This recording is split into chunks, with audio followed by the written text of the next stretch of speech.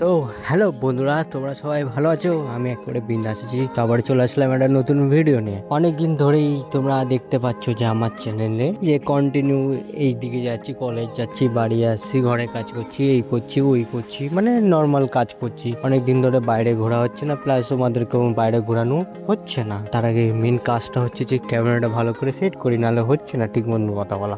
তো আগে ক্যামেরাটা সেট করে নিই। হ্যাঁ, ক্যামেরাটা সেট হয়ে গেছে। এবার আসি মেন কথায়। প্রথমত ভিউয়ার্সরা, তোমরা সবার আগে আমাকে একটা কথা বলো যে আমার মতন ঘুরতে কার কার খুব ভাল লাগে, মানে ঘোরা পেলে আর কোনো কিছু লাগে না, এরকম কে কে আছে কমেন্ট করো অবশ্যই। যেহেতু আমার ঘুরতে ভাল লাগে আর তোমরা অনেকদিন ধরেই আমার মুখটা শুধু দেখে চলেছো, সেরকম নতুন কিছু দেখতে পাওনি, তাই আমি চেষ্টা করলাম তোমাদের জন্য নতুন একটা জিনিস দেখানোর জন্য। আর আমারও একটু ঘোরাটাও হয়ে যাবে, দু কাজে এক কাজ হয়ে যাবে। তাই বেরিয়ে পড়লাম নতুন যাত্রার উদ্দেশ্য। প্রথমে সকালে ট্রেন করলাম, সকালে ট্রেন করে রাতে বাস ধরে বেরিয়ে পড়লাম পুরীর উদ্দেশ্যে। কিন্তু দাঁড়াও দাঁড়াও দাঁড়াও, তার আগে তোমাদের একটা খুব সুন্দর সন্ধ্যা আরতি দেখাবো।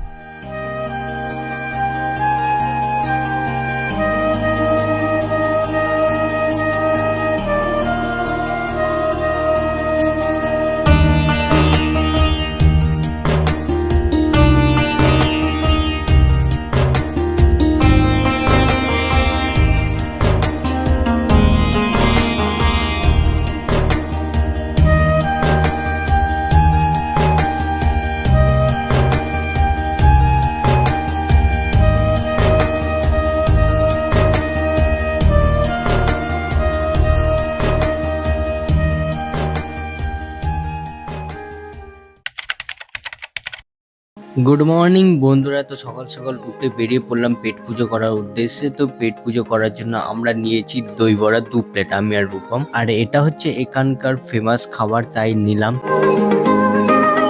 এরপর আমরা দুইজন অটো করে বেরিয়ে পড়লাম জগন্নাথ মন্দিরের উদ্দেশ্যে, জগন্নাথ স্বামীর দর্শন করতে।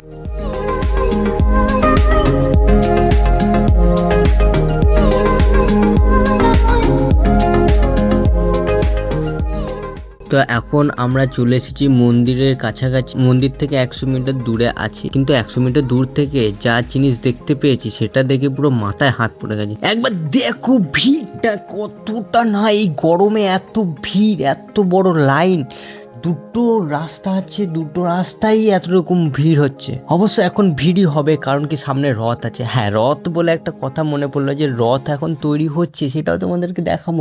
সামনে দূরে দেখা যাচ্ছে রথ তৈরি হচ্ছে, ওটা তোমাদের কাছে গিয়ে দেখাচ্ছি।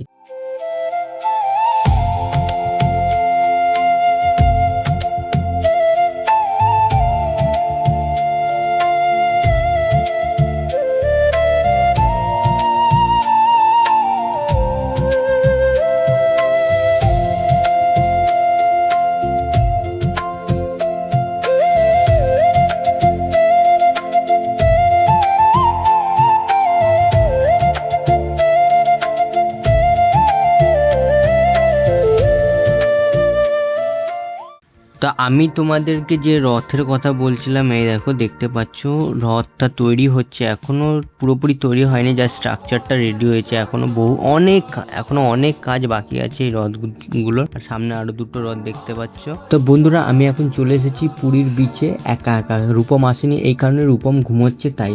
আর এমনি তো আমার দুপুরবেলা এই কারণে আসলাম, বিকালবেলায় আমাদের আবার ট্রেন আছে, এখান থেকে বেরিয়ে যেতে হবে, তাই কিছু ভিডিও ক্লিপ নেওয়া বাকি আছে, সেইগুলো নেওয়ার জন্য এখন বিচে আসলাম।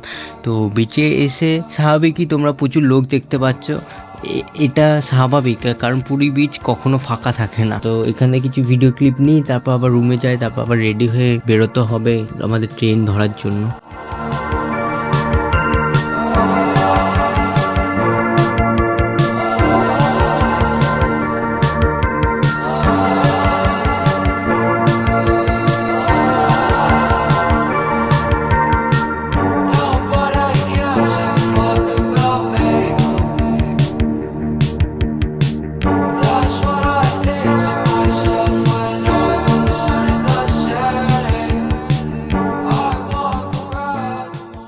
তোমরা ঘড়ি কাটায় দেখতে পাচ্ছ যে 4:15 বাজে। হ্যাঁ, এটা অ্যানালগ ঘড়ি না, এটা হচ্ছে ডিজিটাল ঘড়ি, তার জন্য ঘড়ি কাটা দেখতে পাচ্ছ না, কিন্তু টাইমটা ঠিক দেখতে পাচ্ছ তোমরা।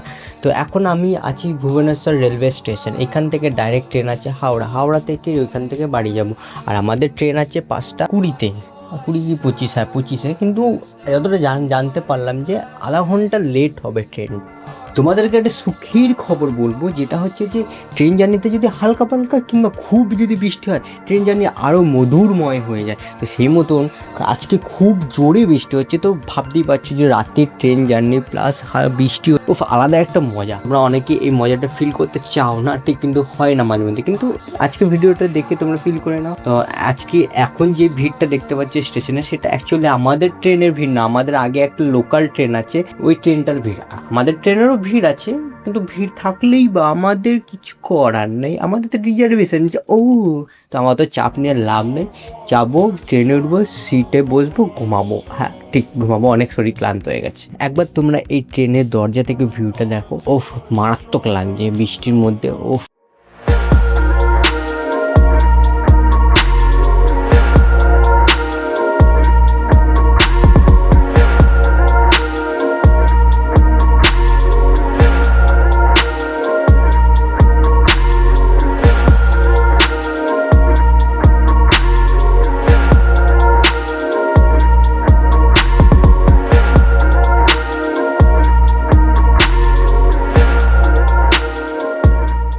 ভুবনেশ্বরকে টাটা বাই বাই করে বেরিয়ে পড়লাম আমরা আমাদের বাড়ির দিকে।